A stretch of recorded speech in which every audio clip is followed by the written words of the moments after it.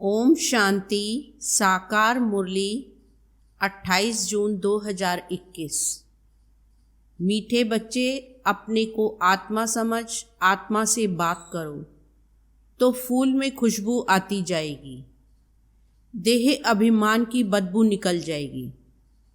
प्रश्न: अपनी खुशबू चारों ओर फैलाने वाले सच्चे फूल व परवाने कौन हैं? उत्तर: सच्चे फूल वह जो अनेकों को आप समान खुशबूदार फूल बनाए। श्रीमत पर चल, क्षमा पर जल, मरने वाले अर्थात पूरा पूरा बलिहार जाने वाले, जीते जी मरने वाले सच्चे परवानों की व ऐसे फूलों की खुशबू स्वतः ही चारों ओर फैलती है। गीत। महफिल में जल उठी शमा। ओम शांति। जैसे परवानों ने गीत सुना, परवाने कहो व फूल कहो, बात एक ही है। बच्चे समझते हैं हम सचमुच परवाने बने हैं या सिर्फ फेरी पहनकर चले जाते हैं। क्षमा को भूल जाते हैं। हर एक को अपनी दिल से पूछना है, हम कहाँ तक फूल बने हैं और ज्ञान की खुशबू फैलाते हैं। अपने जैसा फूल किसको बनाया है, यह तो बच्चे जानते हैं। ज्ञान का सागर बाप है, उनकी कितनी खुशबू है। जो अच्छे फूल व परवाने हैं, उनकी जरूर अच्छी खुशबू आएगी। वह सदैव खुश रहेंगे और को भी आप समान फूल व परवाने बनाएंगे। फूल नहीं तो कली बनाएंगे। पूरे परवाने वह हैं जो जीते जी मरते हैं, बलि चढ़ते हैं अथवा ईश्वरीय औलाद बनते हैं। कोई साहूकार किसी गरीब के बच्चे को गोद में लेते हैं तो बच्चों को उस साहूकार की गोद में आने से फिर वही माँ बाप याद आते रहते हैं और गरीब की याद भूल जाएगी। जानते हैं कि हमारे माँ बाप गरीब हैं, परंतु याद साहूकार माँ बाप को करेंगे जिससे धन मिलता है। साधु सन्यासी आदि हैं, वह साधना करते हैं मुक्ति धाम में जाएं। सब मुक्ति के लिए ही पुरुषार्थ करते हैं, परंतु मुक्ति का अर्थ नहीं समझते। कोई कहते हैं ज्योति ज्योत समाएंगे, कोई समझते हैं पार निर्वाण धाम जाते हैं। निर्वाण धाम में जाने को ज्योति में समाना या मिल जाना नहीं कहा जाता। तुम समझते हो हम दूर देश के रहने वाले हैं, इस गंदी दुनिया में रहकर क्या करेंगे। बच्चों को समझाया है जब कोई से मिलो तो यह समझाना पड़े कि यह बना बनाया ड्रामा है। सतयुग, त्रेता, फिर संगम युग, यह भी समझाया है। सतयुग के बाद त्रेता का संगम होता है। वह युग फिरता है और यह कल्प फिरता है। बाप युगे युगे नहीं आते हैं जैसे मनुष्य समझते हैं। बाप कहते हैं जब सब तमो प्रधान बन जाते हैं, कलयुग का अंत होता है। उस कल्प के संगम पर आता हूँ। युग पूरा होता है तो कलाएं कम होती हैं। यह तो जब पूरा ग्रहण लग जाता है तब मैं आता हूँ। मैं युगे युगे नहीं आता हूँ। यह बाप बैठ परवानों को समझाते हैं। परवानों में भी नंबरवार है। कोई तो जल मरते हैं, कोई फेरी पहनकर चले जाते हैं। श्रीमत पर तुम ही चल सकते हो। अगर कहाँ भी श्रीमत पर ना चले तो माया पिछाड़ती रहेगी।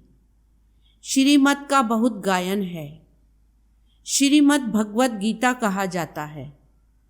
शास्त्र तो बाद में बैठ जिन्होंने बनाए तो उस समय बुद्धि रजो होने के कारण समझा कि कृष्ण द्वापर में आया।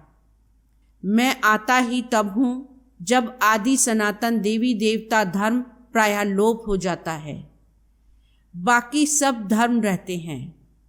ऐसे नहीं कि वह देवता धर्म वाले मनुष्य गुम हो जाते हैं, परंतु यह भूल जाते हैं कि हम देवी देवता धर्म के थे। अपना हिंदू धर्म कह देते हैं। यह भी ड्रामा में नूंद है। जब भूलें तब तो फिर मैं आकर देवी देवता धर्म की स्थापना करूं। यह एक ही बाप है जो आकर दुख धाम से सुख धाम का मालिक बनाते हैं। तुम कहेंगे अभी हम नर्क के मालिक हैं। दुनिया को तमो प्रधान तो बनना ही है। सब पतित हैं, तब तो पावन के आगे जाकर नमस्ते करते हैं। अब बाप कहते हैं श्रीमत पर चलो। जन जन्मांतर का बोझा सिर पर बहुत है, नहीं तो त्राही त्राही करना पड़ेगा। वह तो समझते हैं आत्मा निर्लेप है, परंतु नहीं, आत्मा ही सुख दुख देखती है। यह कोई समझते नहीं। बाबा बार बार समझाते हैं मंजिल बहुत भारी है। इस समय तुम पुरुषार्थ करते हो जबकि दुखी हो। जानते हो सतयुग में हम बहुत सुखी रहेंगे। वहाँ यह पता नहीं रहेगा कि हमको फिर दुख धाम में जाना है।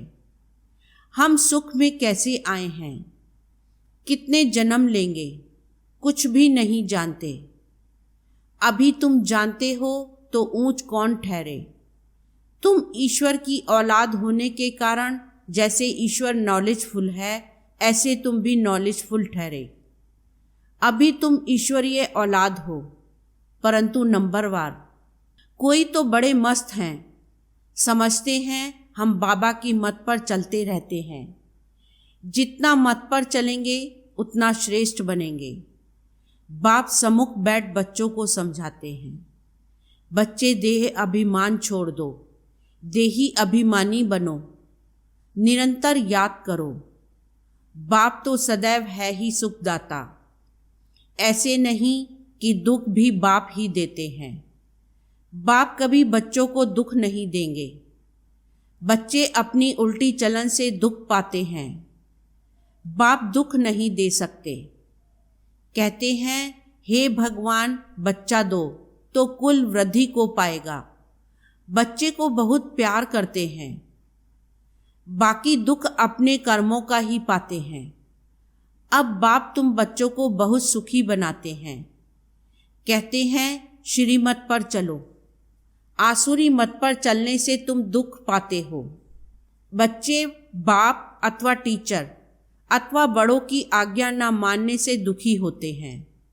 दुखदायी खुद बनते हैं, माया के बन पड़ते हैं। ईश्वर की मत अब ही तुमको मिलती है। ईश्वरीय मत की रिजल्ट 21 जन्म चलती है, फिर आधा कल्प माया की मत पर चलते हैं। ईश्वर एक ही बार आकर मत देते हैं। माया तो आधा कल्प से मत देती ही रहती है। बाप एक ही बार मत देते हैं। माया की मत पर चलते 100% दुर्भाग्यशाली बन पड़ते हैं। तो जो अच्छे अच्छे फूल हैं वह उसी खुशी में सदैव मस्त रहेंगे। नंबर वार है ना। परवाने कोई तो बाप के बन श्रीमत पर चल पड़ते हैं। गरीब ही अपना पोता मेल लिखते हैं। साहूकारों को डर लगता है कि यहाँ हमारे पैसे ले न लेवें। साहूकारों के लिए बड़ा मुश्किल है। बाप कहते हैं मैं गरीब निवाज हूँ। दान भी हमेशा गरीबों को ही दिया जाता है। सुदामा की बात है ना, चावल चपटी ले उनको महल दे दिए। तुम हो गरीब। समझो कोई के पास 25-50 रुपए हैं, उनमें से 20-25 पैसे देता है। साहूकार 50,000 दे तो भी इक्वल हो जाता है। इसलिए गरीब निवाज नाम गाया हुआ है। साहूकार लोग भी कहते हैं हमको फुर्सत नहीं मिलती क्योंकि पूरा निश्चय नहीं है। तुम हो गरीब। गरीबों को धन मिलने से खुशी होती है। बाबा ने समझाया है यहाँ के गरीब वहाँ साहूकार बन जाते हैं और यहाँ के साहूकार वहाँ गरीब बन जाते हैं। कई कहते हैं हम यज्ञ का ख्याल रखें व कुटुंब का ख्याल रखें। बाबा कहते हैं तुम अपने कुटुंब की बहुत अच्छी संभाल करो। अच्छा है जो तुम इस समय गरीब हो। साहूकार होते तो बाप से पूरा वर्षा ले नहीं सकते। सन्यासी ऐसे नहीं कहेंगे, वह तो पैसे लेकर अपनी जागीर बनाते हैं। शिव बाबा थोड़े ही बनाएंगे। यह मकान आदि सब तुम बच्चों ने अपने लिए बनाए हैं। यह किसकी जागीर नहीं, यह तो टेम्परेरी है, क्योंकि अंत समय बच्चों को यहाँ आकर रहना है। हमारा यादगार भी यहाँ है, तो पिछाड़ी में यहाँ आकर विश्राम लेंगे। बाप के पास भागेंगे, वह जो योग युक्त होंगे, उन्हों को मदद भी मिलेगी। बाप की बहुत मदद मिलती है। तुमको यहाँ बैठ विनाश देखना है। जैसे शुरू में बाबा ने तुम बच्चों को बहलाया है, फिर पिछाड़ी में बहलाने शुरू करेंगे, बहुत प्यार करेंगे। जैसे बैकुंठ में बैठे हैं, बहुत नज़दीक होते जाएंगे। यह तो समझते हैं कि हम यात्रा पर हैं, थोड़े समय के बाद विनाश होगा। तुम बहुत खुश हो जाएंगे। बस हम जाकर प्रिंस बनेंगे। किस्म किस्म के फूल हैं। हर एक बच्चे को समझना चाहिए मैं कितनी ज्ञान की खुशबू दे रहा हूँ, किसको ज्ञान और योग की शिक्षा देता हूँ। जो करते हैं वह अंदर प्रफुल्लित रहते हैं। बाबा जान जाते हैं कि यह किस अवस्था में रहते हैं। इनकी अवस्था कहाँ तक गैलप करेगी। गैलप उनकी करेगी जो परवाना बन चुका होगा। बाप समझाते हैं माया के तूफान तो बहुत आएंगे, उनसे अपने को बचाना है। अभी यह राजयोग परमपिता परमात्मा आकर सिखलाते हैं। परमात्मा आकर आत्माओं को समझाते हैं। आत्मा को ज्ञान है। मैं आत्मा अपने इस ब्रदर आत्मा को समझाती हूँ। जैसे परमात्मा बाप हम आत्मा बच्चों को समझाते हैं। हम भी आत्मा हैं। बाबा हमको सिखलाते हैं। हम फिर इन आत्माओं को समझाता हूँ। परंतु यह आत्मापन का निश्चय न होने से अपने को मनुष्य समझ मनुष्य को ही समझाते हैं। मैं परम आत्मा तुम आत्माओं से बात करता हूँ। तुम आत्मा को सुनाते हो। ऐसे तुम देही अभिमानी होकर किसको सुनाएंगे, तो वह तीर झट लगेगा। अगर खुद ही देही अभिमानी नहीं रह सकते तो धारणा करा नहीं सकते। यह बड़ी ऊंची मंजिल है। बुद्धि में यह रहना चाहिए कि हम इन ऑर्गन्स से सुनते हैं। बाप कहते हैं हम आत्माओं अर्थात बच्चों से बात करते हैं। बाबा का फरमान है अशरीरी अर्थात नंगे बनो, देह अभिमान छोड़ो, मेरे को याद करो।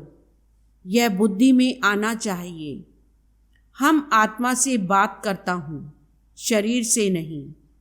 भल फीमेल है, उनकी भी आत्मा से बात करते हैं। तुम बच्चे समझते हो हम बाबा के तो बन गए, परंतु नहीं। इसमें बड़ी सूक्ष्म बुद्धि चलती है। मैं आत्मा हूँ, मैं इनकी आत्मा को समझाता हूँ। यह हमारा भाई है, इनको रास्ता बताना है। आत्मा समझ रही है। ऐसे समझो तब आत्मा को तीर लगे। देह को देखकर सुनाते हो तो आत्मा सुनती नहीं है। पहले यह वार्निंग दो कि मैं आत्मा से बात करता हूँ। आत्मा को ना तो मेल ना फीमेल कहेंगे। आत्मा तो न्यारी है। मेल फीमेल शरीर से नाम पड़ता है। जैसे ब्रह्मा सरस्वती को मेल फीमेल कहेंगे, शिव बाबा को ना मेल ना फीमेल कहेंगे। तो बाप आत्माओं को समझाते हैं। बड़ी मंजिल है, पॉइंट बड़ी कड़ी है।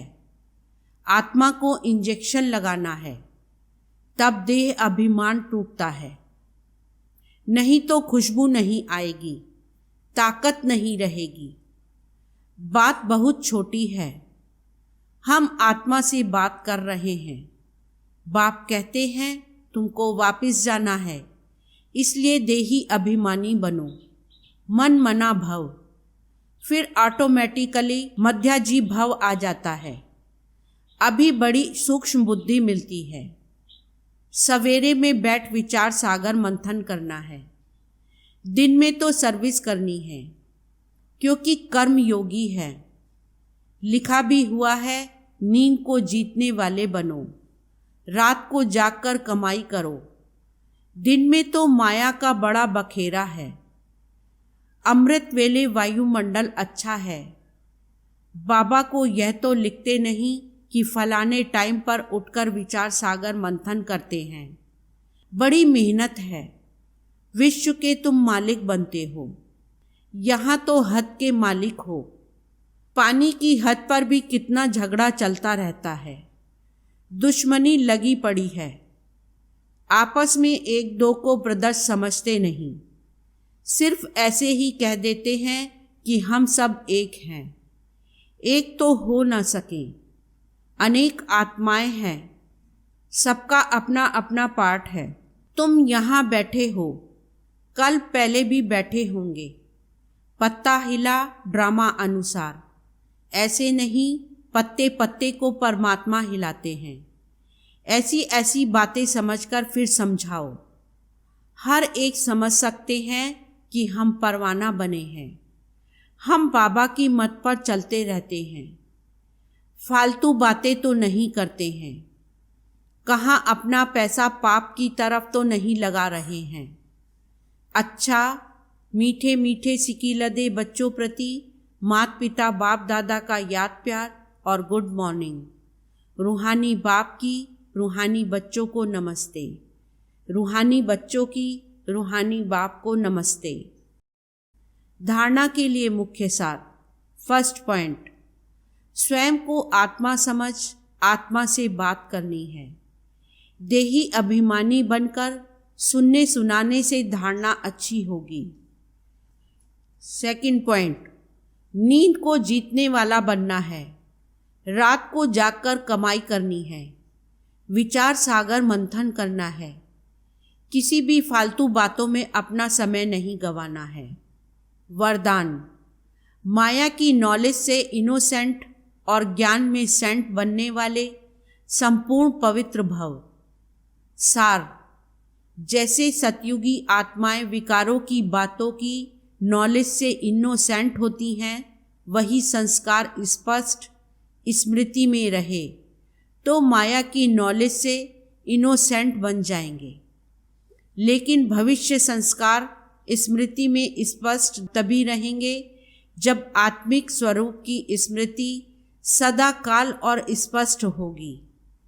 जैसे देह स्पष्ट दिखाई देती है, वैसे अपनी आत्मा का स्वरूप स्पष्ट दिखाई दे, अर्थात अनुभव में आए।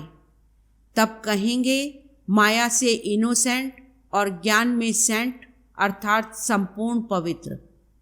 स्लोगन, अंदर की अशुद्धि ही संपूर्ण शुद्ध बनने में विघ्न डालती है। ओम शांति।